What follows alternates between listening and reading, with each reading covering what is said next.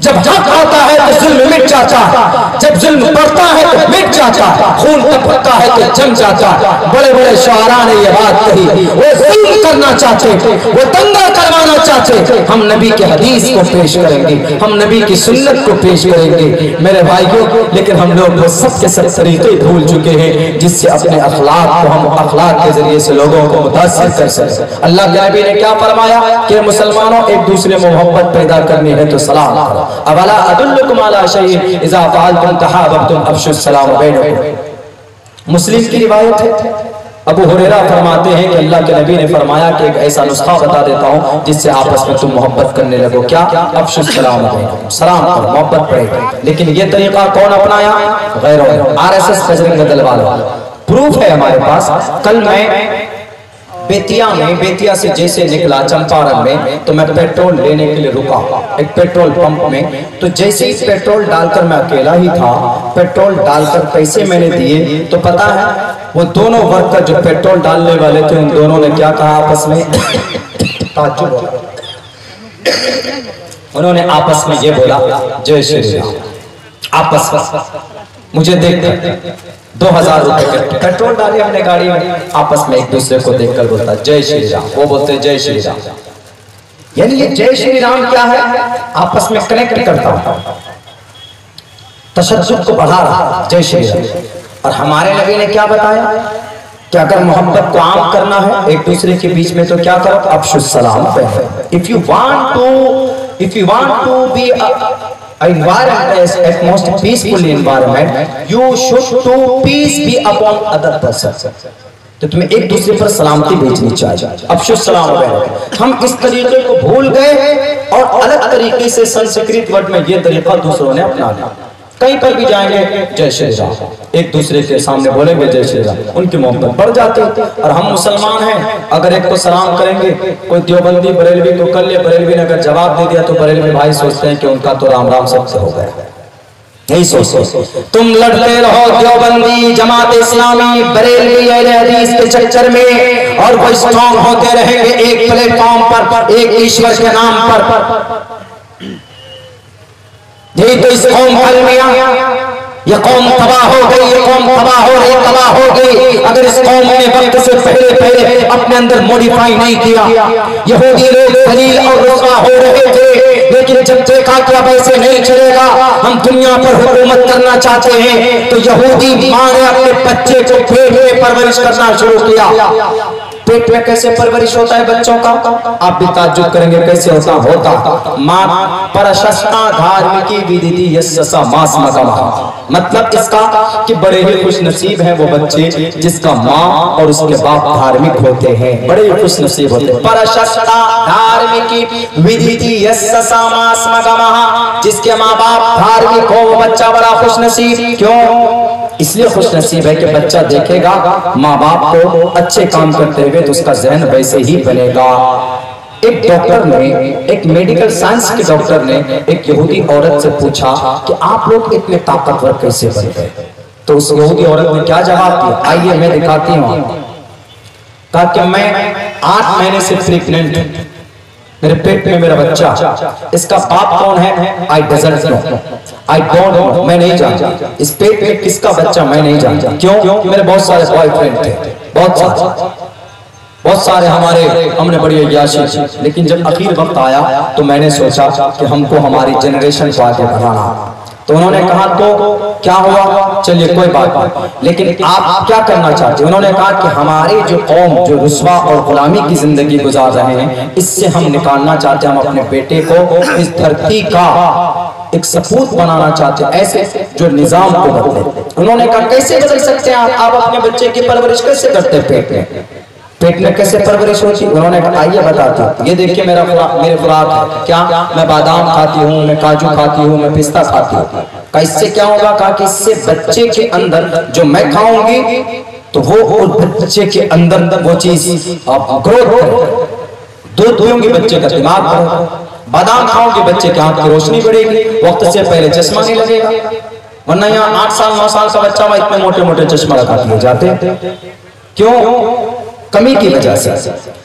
तो बच्चा हमारा स्ट्रॉन्ग बनेगा। कहा कि और दूसरे किस तरह से तरबियत करते हैं? कहा कि मैं 4 घंटे बैठकर मैथ का सवाल हल करते, मैथ का सवाल, मैथ गणित का। कहा क्यों? का बोल कर करते 1 और 2 + 2 4 का, इसलिए ताकि आवाज मेरे बच्चे के कान तक पहुंचे, उसका दिमाग खुले। देखिए कितनी फिक्र है। और हमारी माए हैं ऐसी, हमारी माए तो ऐसी है कि पेट में बच्चा है और मोबाइल टीवी के सामने बैठ जाएंगे और फिर गाने सुनेंगे, सीरियल देखेंगे। तो पेट से, कोख से कोई इंजीनियर, डॉक्टर या अल्लाह का वली पैदा नहीं होगा, वो शैतान बनकर निकलेगा लात मारता हुआ, और फिर जिंदगी में आकर लात मारता फिरेगा वो। तब जाकर यहूदी कौम हमारे स्कूल का पढ़ा हुआ PhD किया हुआ बच्चा और यहूदी नस्ल का, यहूदियों का सिर्फ ग्रेजुएशन किया हुआ बच्चा, दोनों को कंपेयर कीजिए। हम बच्चे को पढ़ाते, बच्चा पढ़ता है कि हमको नौकरी मिले, यहूदी बच्चा पढ़ता है नौकरी दे, नौकरी पैदा करे। ये फर्क है हम में और उनमें। हमने अपने बच्चों को जब तक अगर तालीम देने के मजबूत इरादे से अगर कोई कदम नहीं उठाया तो मेरे मुस्लिम भाइयों, आपको इस धरती के ऊपर तबाह होने से कोई नहीं बचा सकता। पूरी तैयारी की जा चुकी, पूरी प्लानिंग बनाई जा चुकी। सन 2024 में अगर ये लोग इख्तियार में आए तो इस धरती के ऊपर वो तारीख दोहराई जाएगी जो तारीख बुखारा समरकंद के अंदर, म्यांमार के अंदर दोहराई गई। म्यांमार में कौन सी तारीख है? मुसलमान कम थे, नहीं बड़ी तादाद में मुसलमान है। रोहिंग्या एक जगह इलाके में बड़ी तादाद में है, लेकिन आंग सांग सूची जब गद्दी पर बैठी तो उन्होंने वहां के मुसलमानों को दूसरे दर्जे का शहरी बनाया और उनका वोटर लिस्ट से नाम को हटाया। जब वोटर लिस्ट से नाम हटे, रिफ्यूजी बन गए। जब रिफ्यूजी बन गए तो वोट डालने का अधिकार खत्म हुआ। वोट डालने का अधिकार खत्म हुआ तो आप कोर्ट चाहिए, कचहरी चाहिए, ब्लॉक चाहिए। आप जब वहां के नागरिक नहीं होंगे तो कहीं पर आपकी सुनवाई नहीं होगी। ये तारीख दोहराने की कोशिश की जा रही और हम हाथ पे हाथ धरे हुए बैठे। हम लोग कभी मसलकी झगड़त में पड़े बैठे और कभी कभी हमारी ये तंजीमें आगे की प्लानिंग नहीं कर रही। 10,000 वर्कर हैं RSS के, एक दिन में उनका पैसा जमा होता है 5 रुपए, एक दिन में हर मेंबर को देना होता। अब बताओ, बाबरी मस्जिद को तामीर की बात आई थी तो एक दिन के अंदर जनाब 11 अरब रुपए जमा किए गए थे। अगर हमारे किसी मस्जिद को बनाने की बात आए तो एक दिन के अंदर जनाब 11,000 रुपए जमा करना, खून पसीना पसीने को खून की तरफ बहाना पड़ता है, तब जाकर 11,000 रुपए जमा होता। जो तरीका उनमें था, हम में था, वो तरीका इन्होंने ले लिया। यही वजह है कि आज हम लोग जलील और रुस्वा हो रहे हैं। अलग अलग तरीके से इस्लाम को बदनाम किया जा रहा। हमारे पास मीडिया है, हमारे पास चैनल है, मीडिया चैनल रखना गुनाह नहीं है अगर इस्लाम की शान के लिए हो, इस्लाम के पैगाम को सही रखने के लिए, सही लोगों तक पहुंचाने के लिए हो। उलमा किराम में 2 जमात में मानता हूं। कुछ लोग कहते हैं कि वीडियोग्राफी करना ना जायज, लेकिन कुछ लोग क्यों कहते हैं, जिनमें से बड़े बड़े मुफ्ती शफी साहब उस्मानी और मुफ्ती तकी उस्मानी साहब, मौलाना इलियास कुंबल, ये पड़ोसी मुल्क के उलमा, हमारे भारत के अंदर भी बड़े बड़े उलमा किराम, इनमें से 2 तरह के लोग हैं। एक तरफ उलमा कहते हैं कि नहीं, कि चैनल होने चाहिए, मीडिया होने चाहिए, इस्लाम की बदनामी चैनल के जरिए से है तो आप उसी प्लेटफॉर्म से, जो कि नस्से कतई से हुर्मत जिसकी साबित नहीं है, आप उसी प्लेटफॉर्म से खड़े होकर इस्लाम की सदाकत को बयान कर सकते हैं। वो वीडियो के जरिए से इस्लाम की बुराई करता है तो आप वीडियो में मुहज्जब अंदाज में आकर आप इस्लाम की उस बुराई का दिफा कर सकते हैं। अगर आप खामोश रहेंगे तो अल्लाह के नबी के जमाने में यह तरीका नहीं मिलता कि कुफ्फार बोलते थे तो नबी पाक खामोश रहते थे। आपने हसन बिन साबित को खड़ा किया था कि जवाब दो इन काफिरों का, इन मुशरिकों का जो इस्लाम को गालियां देते, जो मुसलमान को बदनाम करते। आपने मुबाहला किया कि नहीं किया? आज के जमाने में जवाब दे सकते, हम बोल सकते, बोलने का अधिकार हमारे पास। ये मूवी बनाकर आपके खिलाफ लोगों को भड़काते। हम कहेंगे कि मूवी बनाओ, ठीक है, सन 2002 की मूवी बनाओ ना, गुजरात में 2000 माँ को उनकी इज्जतें लूटी गई, क्यों नहीं मूवी बनाई आपने? बनाइए डॉक्यूमेंट्री पिक्चर। आपके इसी भागलपुर 250 गांव को जलाया गया था, 900 मुसलमान मारे गए थे। 1979 के अंदर 24 अक्टूबर के अंदर तकरीबन 2 महीने तक ये दंगे फसादात हुए थे इसी भागलपुर की धरती पर। ज्यादा दूर नहीं, इसके ऊपर डॉक्यूमेंट्री पिक्चर बनाइए ना, पर। क्यों? क्योंकि आप इस पर बनाओगे तो मुसलमानों के ऊपर जो जुल्म ज़्यादती है भी वो लोगों के सामने आएगा। अगर आप यकीनन आपका ज़मीर जिंदा है, आप लोगों के सामने हकीकत लाना चाहते हो तो लाओ सामने। लेकिन भारत में जो जो इंसिडेंट हुए हैं उन तमाम के ऊपर डॉक्यूमेंट्री पिक्चर बनाओ। आप ऐलान करो कश्मीर फाइल के साथ कि हम जहां जहां पर भी, चाहे मुस्लिम माइनॉरिटी हो या दलित माइनॉरिटी हो या SC OBC की माइनॉरिटी हो, जो भी हो, हम सबके ऊपर एक मूवीज बनाएंगे तो हम आपको सलाम करते। लेकिन आपने द कश्मीर फाइल बनाई, आपने ये क्यों नहीं बताया कि जब तक कश्मीर फाइल, जब वहां पे हमारे हिंदू भाइयों पर जुल्म हुआ तो टेररिस्ट ने जुल्म किया था और वहां का जो मान सिंह, वो जगत सिंह क्या मान सिंह, जगमोहन सिंह जो राज्यपाल थे कश्मीर में, वो राज्यपाल कौन होता? राष्ट्रपति होता। राज्यपाल गवर्नर हुआ स्टेट का, यानी CM की कुर्सी, उसकी पावर को सीज कर सकता है। स्टेट का सबसे बड़ा ओहदा CM और राज्यपाल का होता। तो वहां जो राज्यपाल था उस जमाने में 1990 में कौन था? उस वक्त का भारतीय जनता पार्टी के कोटे का था। उनको क्यों नहीं कहते कि सर जो जुल्म ज़्यादती हुई थी आप क्या कर रहे थे? आप मटन खा रहे थे या आप बैंकॉक घूमने गए थे? कहो ना, कहते क्यों नहीं? लॉ एंड ऑर्डर को मेंटेन क्यों नहीं का बोलो? सन 2007 में, सन 2008 में आजमगढ़ में दंगे हुए। 1980 में ईदगाह में नमाज पढ़ रहे थे कौन लोग? वो मुरादाबाद की ईदगाह में नमाज पढ़ रहे थे, पीछे से गोलियों से भून दिया गया था।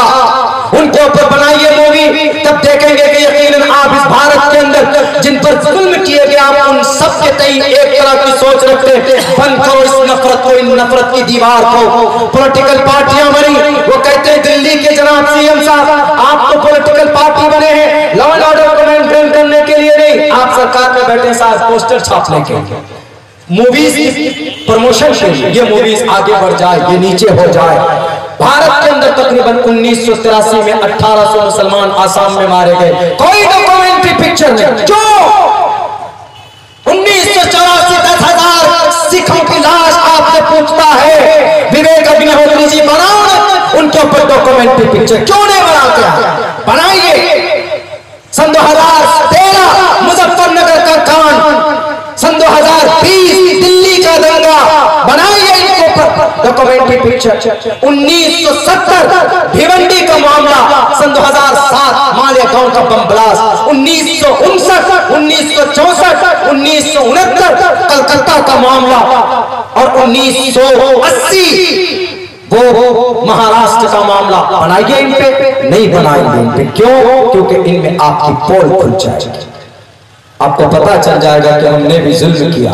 सिर्फ इस्लाम, हाँ कुछ गलतियां वहां पर हुई थी कश्मीर के अंदर, कुछ मस्जिदों के माइक से ऐलान किए गए थे, लेकिन वहां पर जो मिलिटेंट्स थे, जो टेररिस्ट था, उन्होंने बंदूक सर पर रखी थी इमाम साहब की, तब जाकर वहां उन्होंने ऐलान करवाया था कि आप ऐलान कीजिए नहीं तो आपको गोली मार देंगे। हकीकत पर, पूरी हकीकत पर आधारित नहीं है, सिर्फ एक तरफ का जुल्म दिखाया गया।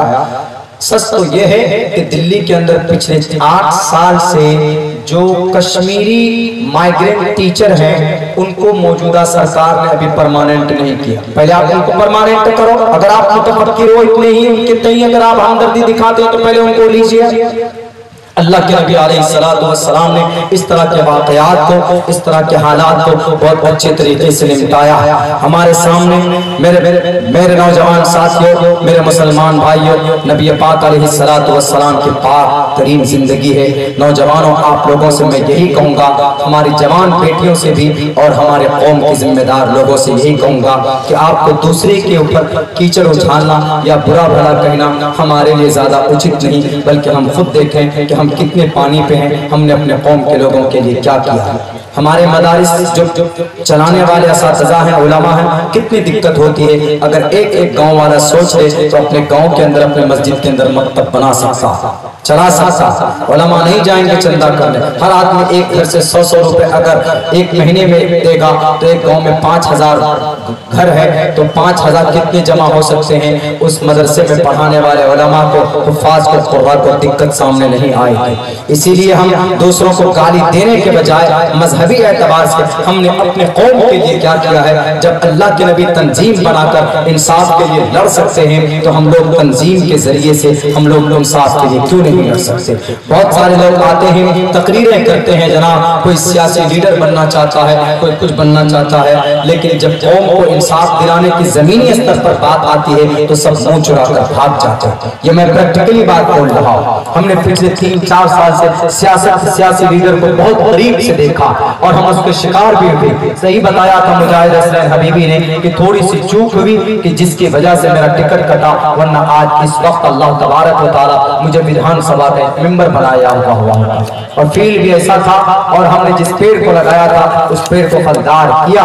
लेकिन हमने ये कहा था कि सर अगर काम नहीं होगा लोगों का तो मैं फिर जिस पेड़ को लगा रहा हूँ मैं इस पेड़ को उखाड़ कर फेंक दूंगा। इसलिए फेंक दूंगा क्योंकि कौम किसी भी सियासी लीडर को चुनती है, उनको एक उम्मीद होती। हमारे इलाके में मॉब लिंचिंग होता, जब FIR की बात की जाती है तो नेता लोग मुंह मोड़ लेते। फिर कौन से हक की बात करते हो जनाब आप? हम तुम्हारे हक देने के लिए आए, कौन से हक की बात करते हो? तबलीग अंसारी के खिलाफ कोई केस लड़ा आपने, तब जाकर कोई सियासी लीडरों ने उस केस की पैरवी नहीं की, नहीं आए मैदान में। तब एक तंजीम को, उस तंजीम का नाम PFI popular front of India है, उस तंजीम के अंदर में वो प्रोग्राम, वो केस दिया गया, वो लोग उसके केस को लड़े। बेचारे 40,000 रुपए खर्च करके उस गरीब की जिसके बेटे को मारा था उसकी बीवी के घर पे छत टीन तक डाला, वरना सिर्फ वो तिरपाल लगाकर वो लोग अपनी जिंदगी गुजार रहे थे। बताइए, लोग बोलने वाले बहुत, लेकिन जमीनी स्तर पर जब काम की बात आती है ना, मदद की बात आती है तो सब ऐसे गायब हो जाते हैं जैसे गधे के सर से सींग गायब हो जाता। इसीलिए इस वक्त कौम के नौजवानों को सही दिशा दिखाने की हमारे पूर्वजों की जरूरत है, हमारे सरपरस्त जिम्मेदार लोगों की जरूरत है कि अपने हर एक वालिदैन की जिम्मेदारी है कि वो अपने समाज के बच्चों को सीधे रास्ते पर लाने के लिए कुछ न कुछ मेहनत करे। अगर हमारी यूनिवर्सिटी होती कर्नाटक के अंदर, क्या यूनिवर्सिटी नहीं बना सकते?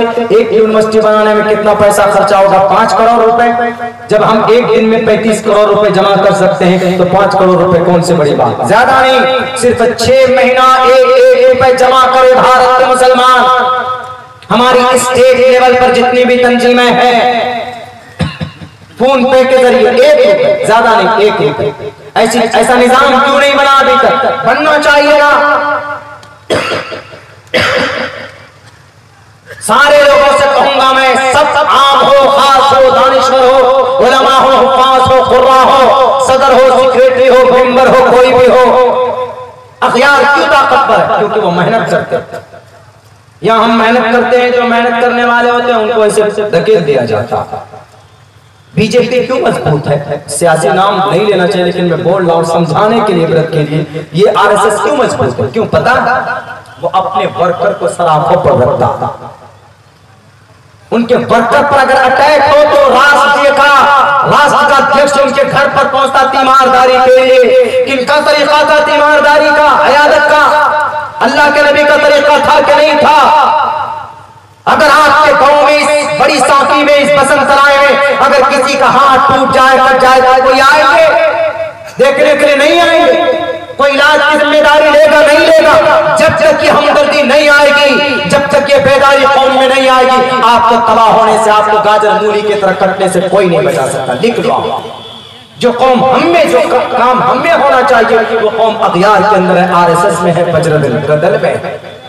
संगठित हो, मुत्तफिक हो, इत्तिहाद, सहाबा की जो मिसाल थी वो RSS के अंदर आज की तारीख में तो वो कामयाब है, ताकतवर है। मेरे भाई, जो वक्त बहुत हो चुका है, अल्लाह तबारक व तआला से दुआ करता हूँ कि अल्लाह तबारक व तआला हम तमाम मुसलमानों को कहने सुनने से ज्यादा अमल की तौफीक अता फरमाए, और सब जितने भी हमारे माए बहनें हैं वो भी अपने बच्चों के ऊपर सही निगरानी करें।